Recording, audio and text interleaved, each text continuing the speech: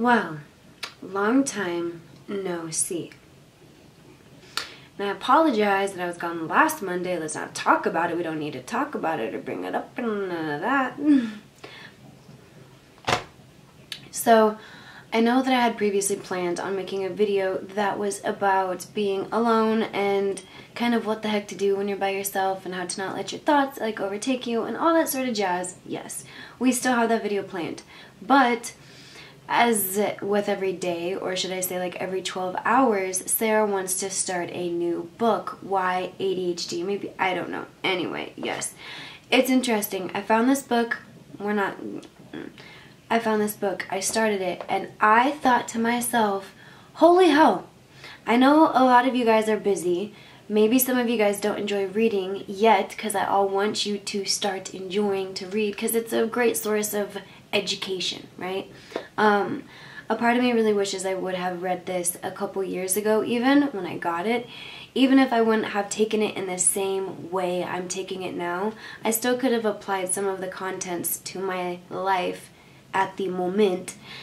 So yeah, that's just me kind of motivating you guys to get out there and start educating yourself or really taking interest in the things that you find interest in. So, what did this book talk about? Well, it's about our brain being angry, right? And how we kind of have the tendency to allow our emotions, which are supposed to be short-lived, to transform into our moods and kind of our state, you know, like, oh, I used to be so mellow and now I'm so down and far from mellow. It's like almost too mellow, you know? Well, it's interesting because before they go into any detail about anger in itself, the specific emotion of anger and the tendencies that come with, the author breaks down the process of emotions. Now, I know you guys are probably getting sick and tired of hearing that word, but I want you guys to start accepting it and understanding it and wanting to learn more about it, because the second I think I've kind of like learned something or even gotten a grasp on something, I either read something else, learn something else, think something else, dream something else, and I'm like, oh my gosh, yeah, I don't get it, and I really need to educate myself more. So, that's what I want to talk about today, but more specifically, not only do they talk about the emotional process in 6 stages, they talk about how we negatively handle each of those 6 stages, which allows us to get an angry brain, to become depressed, or become susceptible to reacting really quickly, or overreacting, underreacting, becoming hypersensitive. All of these things are talked about. And it's really interesting because these 6 stages of the emotional process are kind of really simple, so I'm hoping this is going to be a really quick video. But it's so interesting to kind of break it down and understand it at a little bit of a deeper level. So if you're not too sick of hearing this, I know it's late, I don't know if I'll have it up tonight or if I will have it up in the morning, but hey, play it to go to sleep. Play it while you're doing your makeup or maybe getting ready for school, walking to school, driving to school, I don't know. Whenever the heck you're bored. But we're going to talk about the 6-stage model of emotional processing. So what the heck are the 6 stages? Let's go over them real quick first. So I have them written down just so I'm not, you know, all over the place. But the first one is activation. The second one is modulation. The third one is preparation. The fourth one is action. The 5th one is feedback. And the 6th one is deactivation. So what the heck are those before we get into how we negatively use all of those? Alright, so first, well, activation. That one, well, what does it sound like? Obviously something has to activate our emotions, right? So that can be an external situation. It can be a thought that just pondered into our head. It can be an actual event, you know?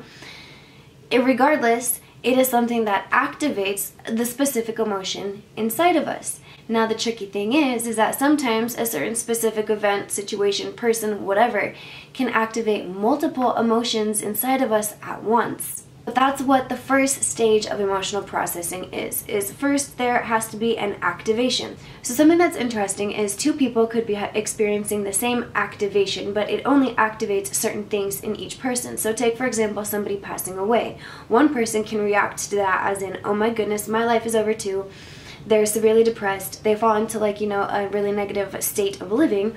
While on the other hand, somebody else can be experiencing that same activation and instead inside of them they're relieved. They're more so not glad, but more relaxed that the person is now in a safer place, right? So there can be one activation, but it activates different things inside of different people.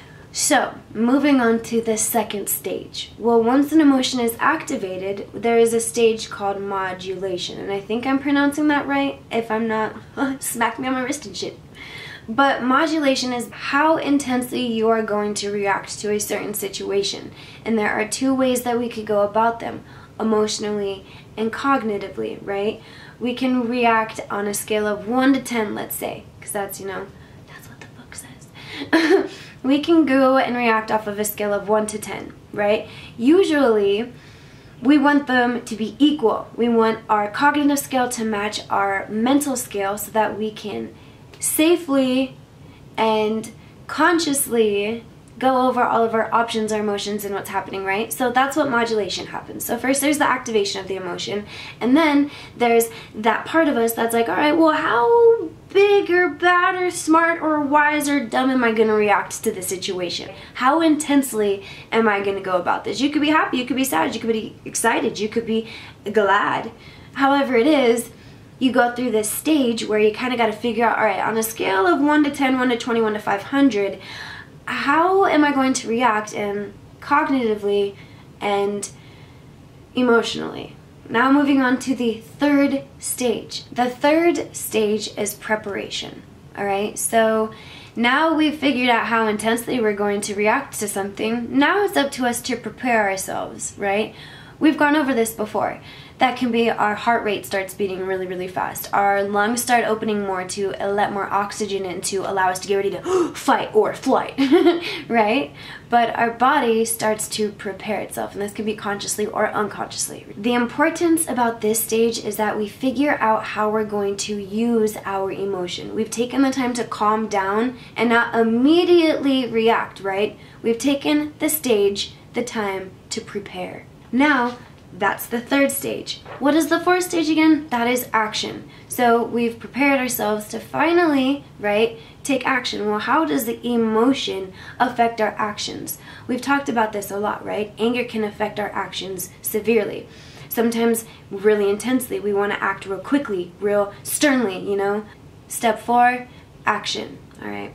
5 is feedback. So the action occurs, our emotions take place, our emotions cause a reaction, and then our reaction causes feedback. Our emotion causes feedback. In order for us to determine how our action played off, whether it resulted positively or negatively, if it benefited us at all, we have some sort of feedback. Feedback can also come from other people. So feedback is the fifth stage of our emotional processes. We can recognize what needs to be repaired if we get proper feedback, Think about it that way. So the sixth stage, the final stage, is deactivation. Now, why is this the most important stage of all six? Well, deactivation is so important because it is what's needed to allow the full circle of the cycle to go around so our body and our brain is able to prepare itself to just get mentally ready for the next set of emotions, for the next event that's to come, right? So deactivation happens when either the stimulus that has gotten us so reacted, disappears or is solved. It's completely resolved. It can either be out of sight, out of mind, or we are at peace. We come to terms. The problem is done. So the emotions can just be brushed off. So we went over the 6 stages of emotional processing and how these emotions can in turn affect our reactions. And so now let's talk about how we negatively use all of these processes, right? But we'll start from square one.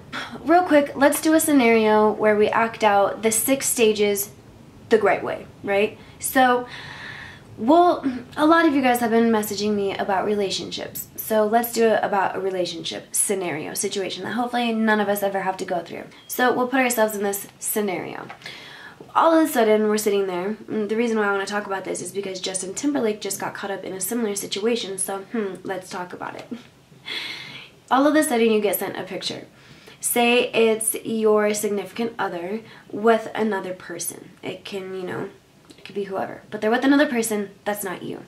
And they happen to be holding hands, or maybe they're kissing, or maybe they're hugging, or maybe they're on a date. But regardless, They are doing something that is not with you. Stage 1. Something has to activate some sort of emotion, right? So 1, you get a picture. Okay, your emotions are activated. Boom. What's stage 2? Well, on a scale of 1 to 10, you emotionally and cognitively figure out how you're going to react to this. Alright, well, it's kind of obvious we're going to react at a 10.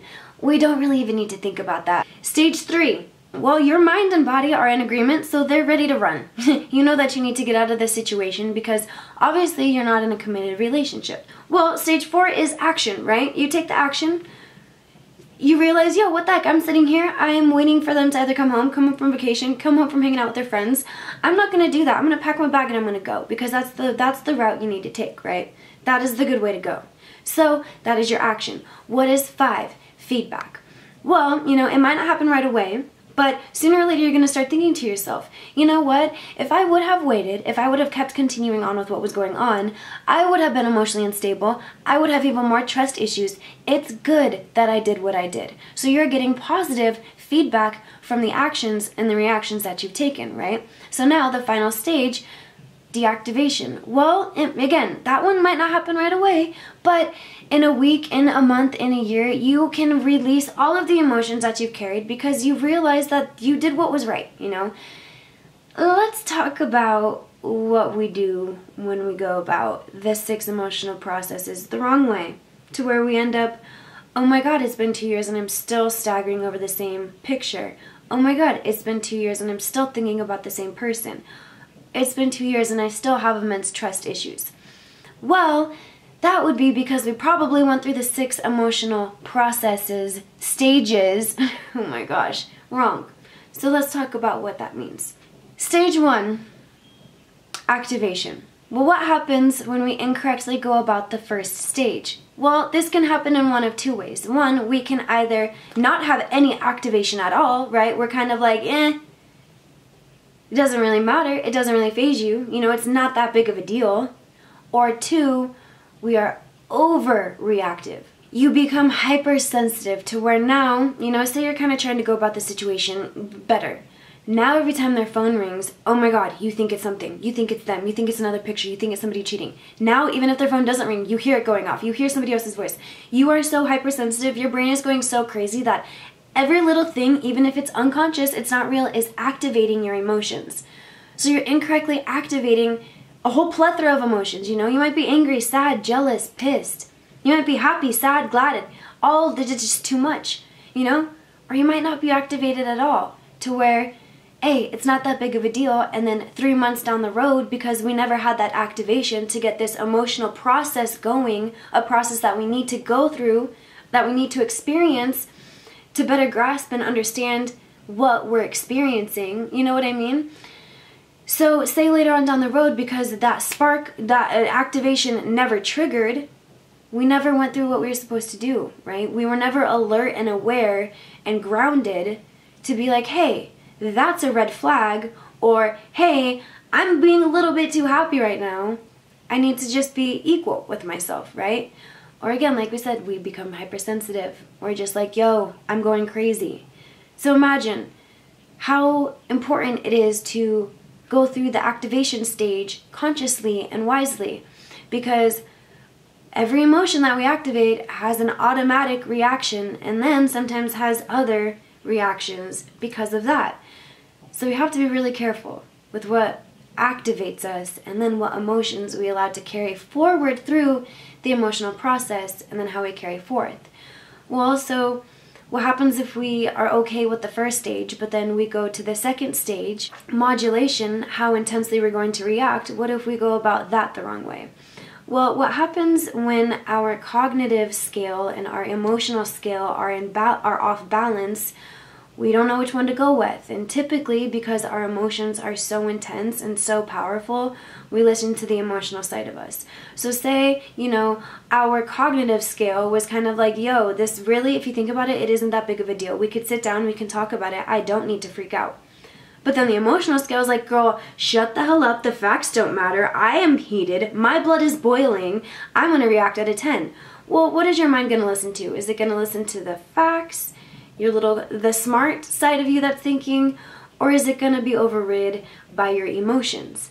So all of these steps are so important. But again, this step is important because if we are off balance and we aren't equal, we aren't with that yin and yang, we're gonna either explode, we're not gonna explode at all, you know? Say our cognitive scale is like we're being really, really smart and we're like, yo, I'm way too smart, I don't need to be hurt by this at all.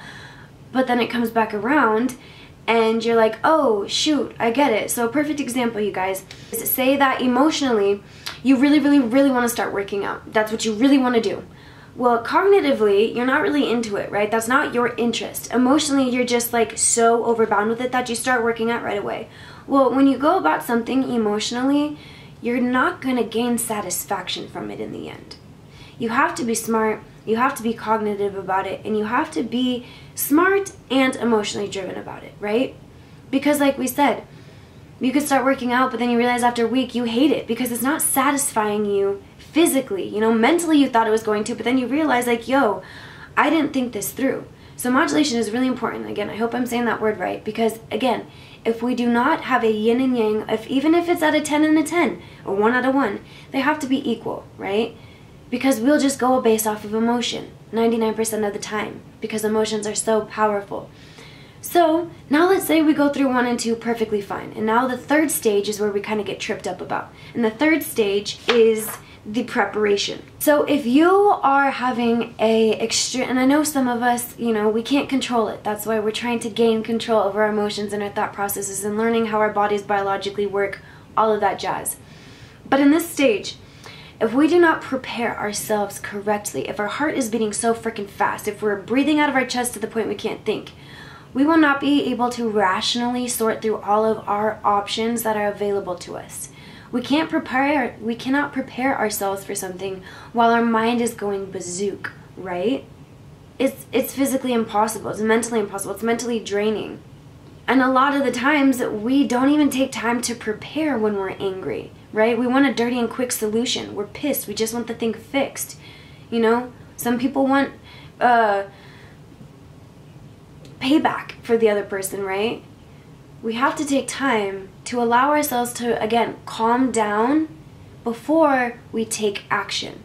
Because if we prepare our bodies for something like a fight, when we should have just not even been there, the actions that are going to take place afterwards are just going to mimic the preparation that our body has gone through. What if we're fine with all of those stages? Well, sometimes we don't take action when we should. Sometimes we take action when we shouldn't, right? Action is very, very important because a lot of the times we can make a mistake that is either unforgivable, that the other person will just be like, yo, you know, what the heck? Maybe we won't forgive ourselves for the action that we've taken. And this is why emotions can be so moving, because they move us to make an action that can either hurt us, haunt us, help us, but regardless, it's so important to pay attention to, again, the 4th stage, because if we never make that move, you know, say we got that picture and we saw it, but we never made the move that we knew we should have made, in 2 years, we're just going to be sitting here trying to go through the same thing all over again, but probably with more baggage, so it's going to be a little bit more harder. So we have to do all of these steps correctly, and especially when we take action. We have to be prepared for when we take action. With stage 5, the stage 5 is feedback. Now, how can we negatively react with this feedback thing? Like, how the heck can we go wrong with stage 5? Like, I always get feedback from my friends. I'm always giving myself feedback for my actions. Well, think about it. If we have a distorted view on reality, or if we have a distorted view on the intentions of somebody else, what is the feedback going to be from us? If we think everybody's out to kill, if we think everybody can't be trusted, the feedback that we get from ourselves might not be the best. It might be telling us, hey, again, nobody is to be trusted. I can't trust anybody. I need to just stay by myself. If you have, and even if somebody has the best intentions out there, if you have a distorted view on how those intentions are going to come about, the feedback is going to be distorted, you know? The way you go about it, it's not going to make any sense. And you can make really damaging mistakes. And one of the key things that can help with this process, with the feedback process, because sometimes when we're in a situation and it's really sticky, when we're really angry at somebody, our mind is just telling us to, like, again, leave the person, hate the person, get back at this person. But the more empathy we have for somebody, the harder it is to have hatred for them. And it's because we'll more so be coming from a place of understanding. We've put ourselves in their shoes. I mean, it might not make sense. It could be that you're placing yourself in the shoes of a really immature person and you're just realizing, I can't be mad at them. They're not at the same life level as me. So instead of me yelling, instead of me taking my feedback negatively, saying, hey, you should yell at them, you should cheat on them. No, you come from a place that has empathy because you just understand it. Sadly, you might understand them, or happily you might understand them. But regardless, the feedback is one of the most important aspects because it is the next step before deactivation. And in my opinion, deactivating the emotions that you are experiencing is so important because if we don't deactivate them, then they will become our mood. They will become our state of being. We won't be mellow anymore, right? Why is that? It's because the feedback that we've gotten has allowed us to not even want to let these emotions go. Maybe the emotions or the feedback that we're getting are telling us, yo, you need to hang on to this anger because if you just start trusting other people, your heart's going to get broken again, right? How are we going to let our cycle go? How are we going to allow our mind to re-prepare itself for the next experience that we're going to have? Say that boy is nothing, and really the world is trying to prepare you for you losing a loved one or a dog or something, you know? The universe is weird. Who knows how it works? But what if you're just so stuck on that one emotion, that one process that you were supposed to let go of, that one cycle that you were supposed to just put at ease, let go and then plant a new seed, but you didn't? When something big happens, you're not going to be ready for it. Your emotions are going to be so involved in something else. Your mood is going to be so tampered with that this situation cannot even be correctly handled. If we do not deactivate correctly, you guys, again, the circle cannot even complete itself. And that is what the cycle is about. The butterfly goes through a beautiful cycle. Life goes through a cycle. Everything almost sadly has to come for an end for a new beginning to happen. And not like that, but sometimes if the things aren't that bad, they're not going to come to an end in any sorts. Or if they come to an end, it's just the old endings and beautiful new beginnings starting again, you know? But regardless, everything is a cycle. If something stays the same, if all the emotions stay the same, if you hold on to the same resentment, this is even something like for me to tell myself, the cycle will not continue. We will not allow ourselves to be able to regain new insight, to pick up a new book and be like, yo, I'm just going to release this anger and kind of mellow out for a second. And I think that's why the key emotion this author talks about is anger. Because once we have an angry brain, you guys, holy moly. Anger and sadness are one in one, but anger can make people just do nasty things. So the fact that they break down the emotional processes and not only the good ways to go about it, what the emotional processes are, an example of a good way, and then because in the book they use an example of a tornado, you know. I use the example of you getting a picture of a loved one, but they use the example of a tornado. Like if you go through the right emotional processes, when you see a tornado, you're gonna live. If you don't, you're gonna die. You know, it can either be that extreme or it can be to the subtle extent that, yo, your boyfriend's cheating on you. You can either go through the emotional process of, hey, I need to take the action, the proper action, this, that, the 6 stages, you guys. Then you can deactivate yourself. Like, I get it, we understand, like, yo, emotions come and go, we need to let go of things, or like, we get that, but I've never really taken down and thought about, like, yo, how are these emotions really working? Like, how does this process really go through? And yeah, we could probably get even deeper than just the 6 stages, but 6 is a decent... So my camera died, but I was going on to say that 6 is just a decent number. I really hope you enjoyed this video. I'm sorry my camera shut short, but obviously it was time for me to just like zip it and not speak anymore. So please leave your comments below and let me know what you thought about this. And if you thought the 6 emotional processes, the stages, are beneficial to you, or if you have been using them wrong. Without further ado, goodbye.